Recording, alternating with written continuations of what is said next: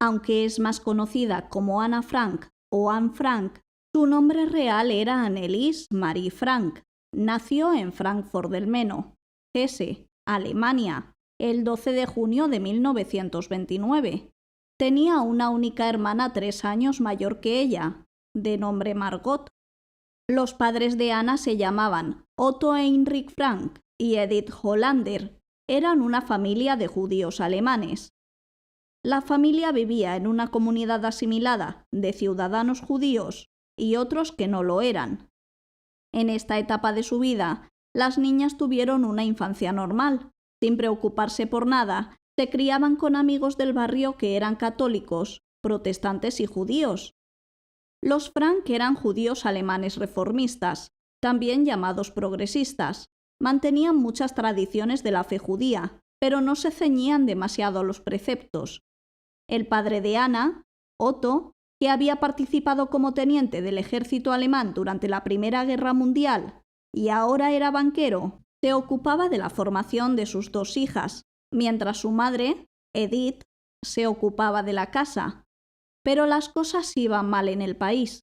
Había mucho paro y mucha pobreza.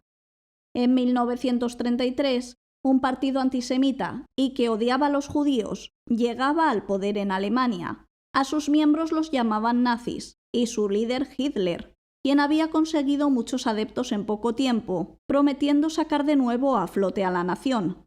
Pronto se puso manos a la obra, ya que consideraba que los judíos eran la causa de todos los males de Alemania, un peligro, y tenían que desaparecer.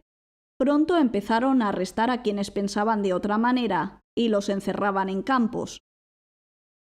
Los padres de Anna consideraron que Alemania ya no era un lugar seguro para ellos y decidieron marcharse.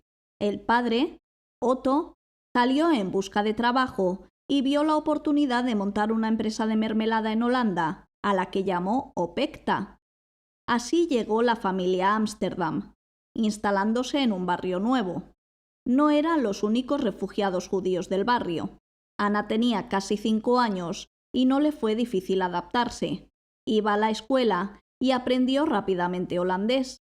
Allí hizo amistades nuevas. Sus profesores decían de ella que dialogaba como un adulto y que era distraída, algo sabionda y rebelde, pero buena chica.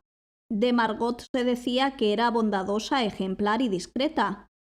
Toda la familia creía estar ahora a salvo, pero los nacionalistas eran muy poderosos. Tenían la intención de apoderarse de toda Europa. En 1939, Alemania invadió Polonia y por eso hubo guerra también con Inglaterra y Francia, ya que estos eran los aliados de Polonia. Daba comienzo la Segunda Guerra Mundial. En 1940, Alemania invadió Holanda y el ejército holandés acabó rindiéndose. Al principio, la ocupación alemana no creó demasiados problemas. Las cosas no cambiaron demasiado para Anna y Margot. Podían ir a todas partes, pero no tardaría en repetirse en Holanda la misma situación que en Alemania. Las 2 hermanas tuvieron que cambiar de colegio.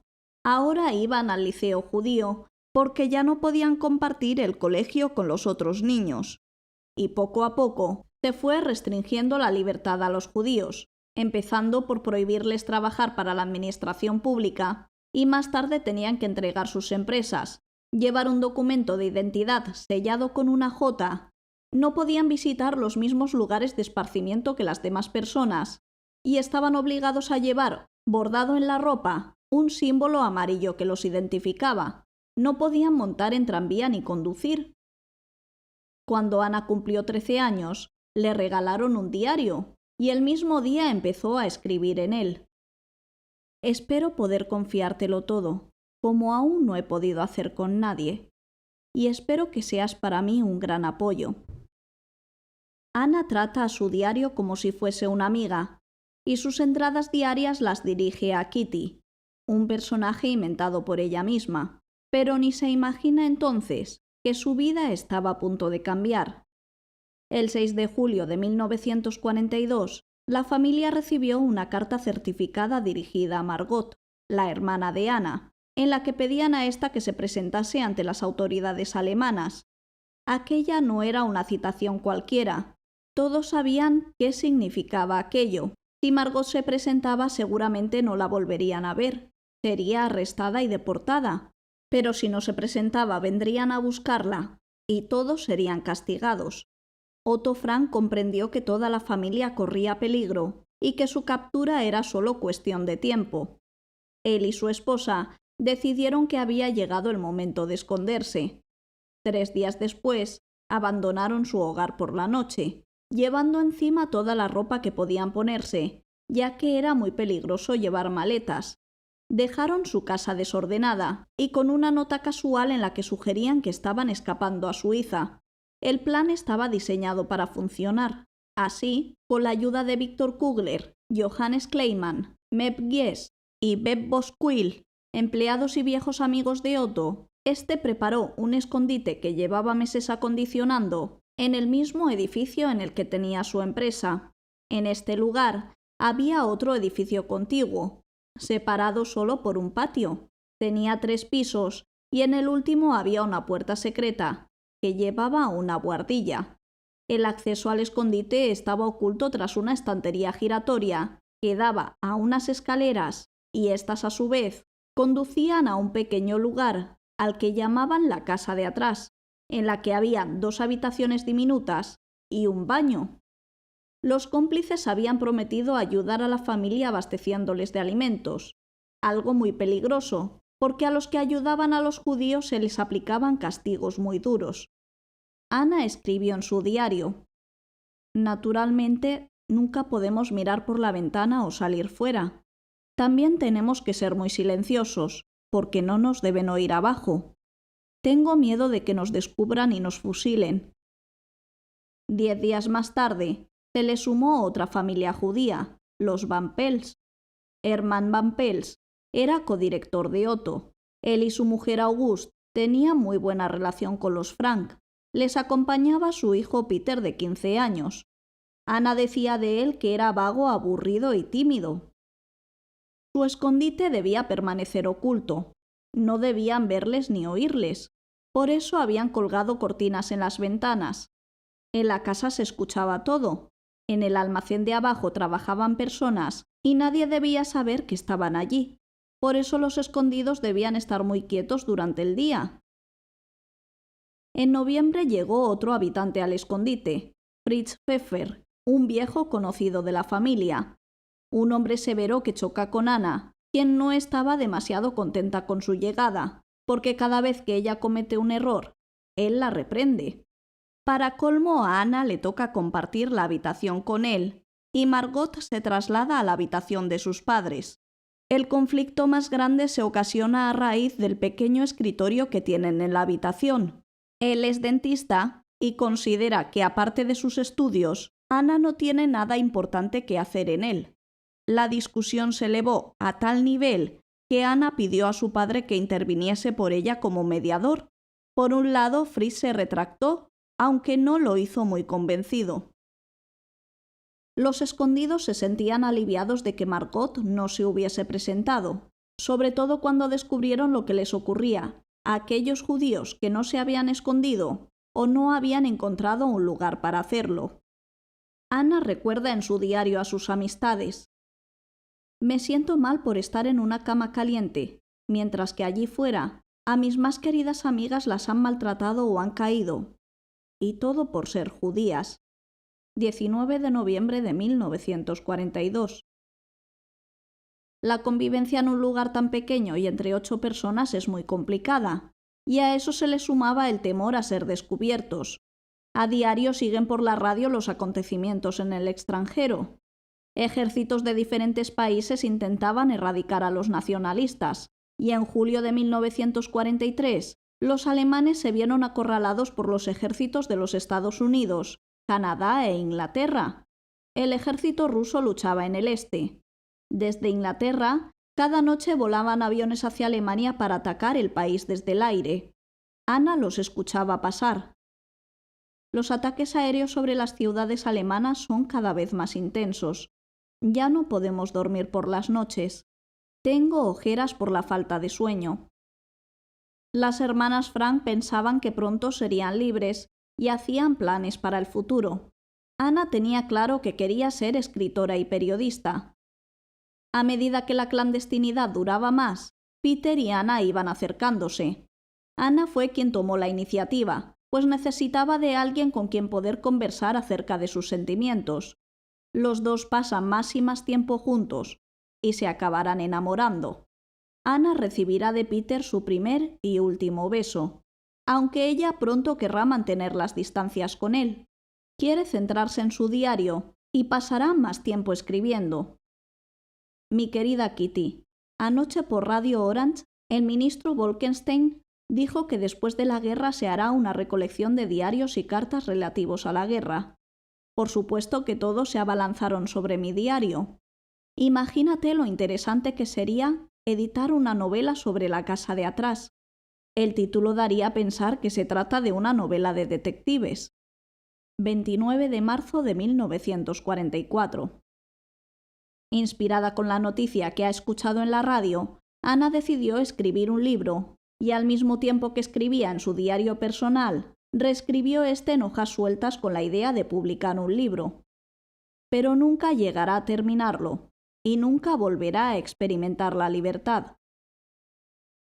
El 4 de agosto de 1944, todos los escondidos de la casa de atrás fueron descubiertos por oficiales de policía, arrestados y llevados a la cárcel. 2 de los protectores de la familia también fueron arrestados, pero habían quedado libres Mick Guess y Webb Bosquill, quienes regresaron al escondite al día siguiente y encontraron las anotaciones de Ana desparramadas por el suelo.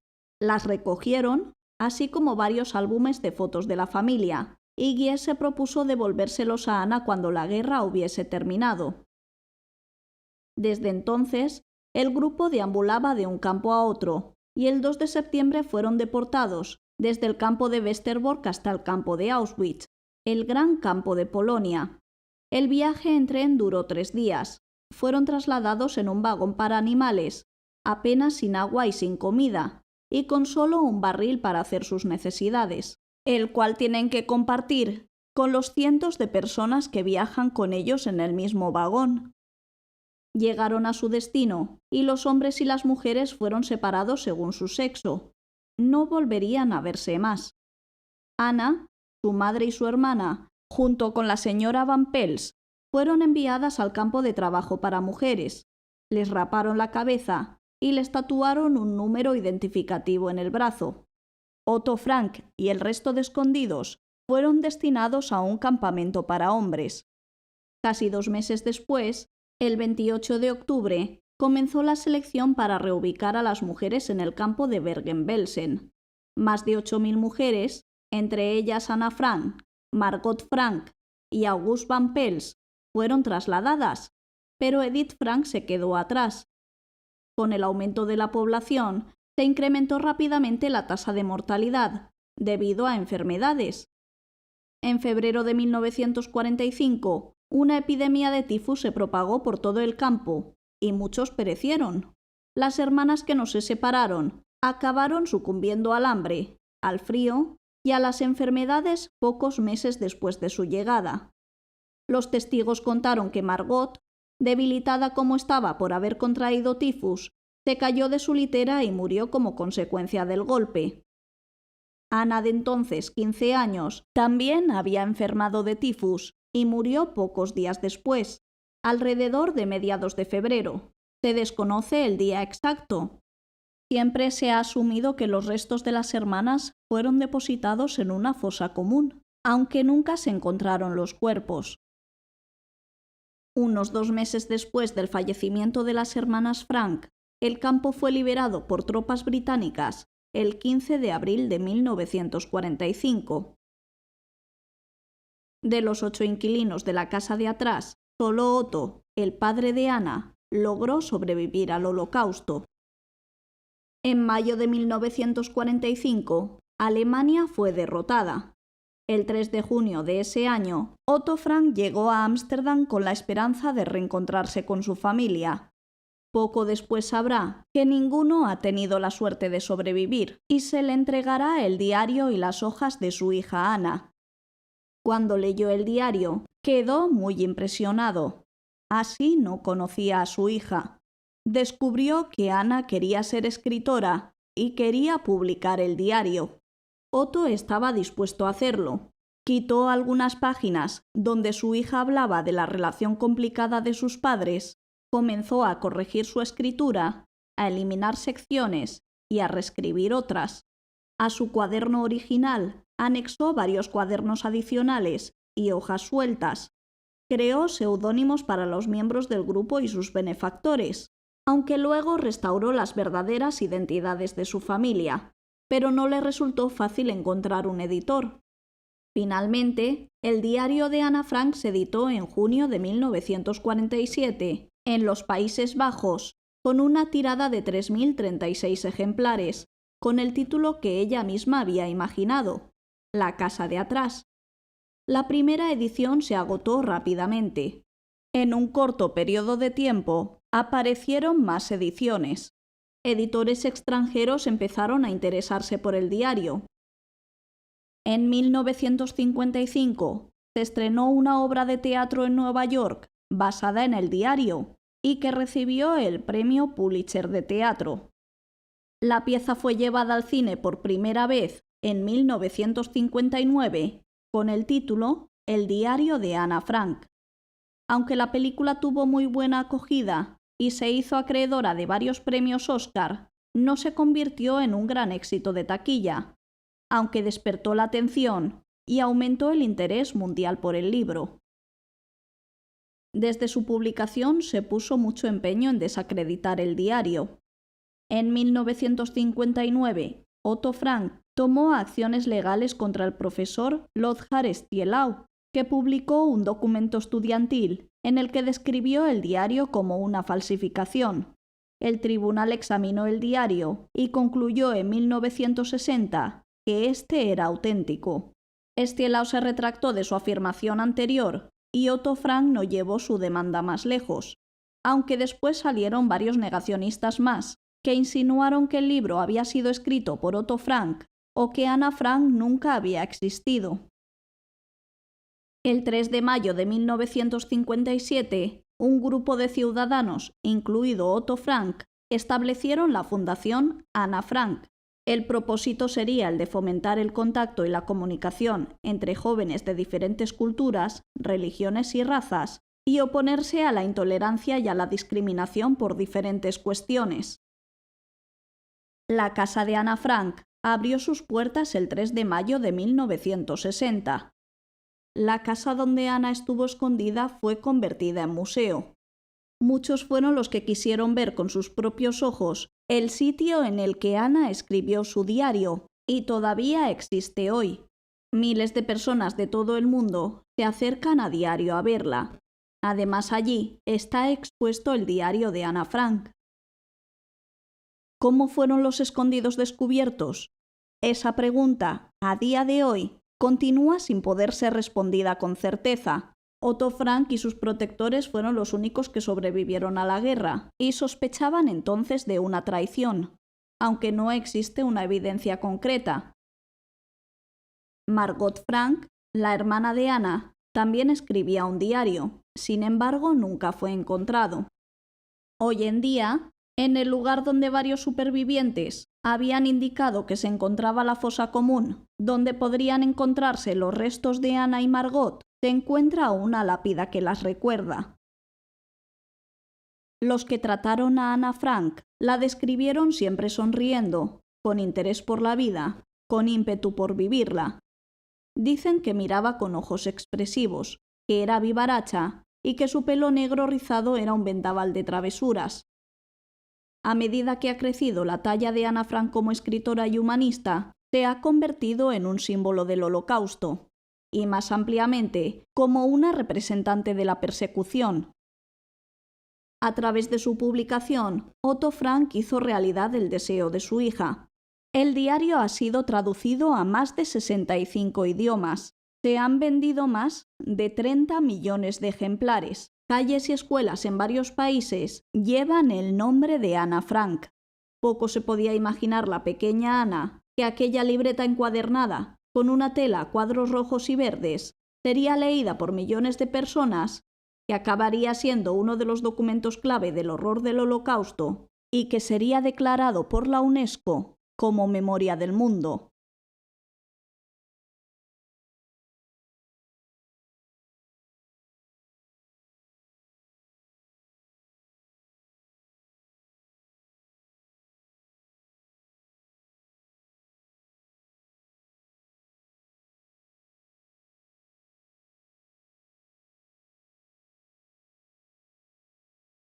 Si te ha gustado este vídeo, no dudes suscribirte a mi canal.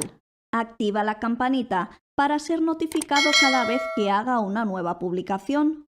También me podrás encontrar en las redes sociales de Facebook e Instagram. Nos vemos en el próximo vídeo.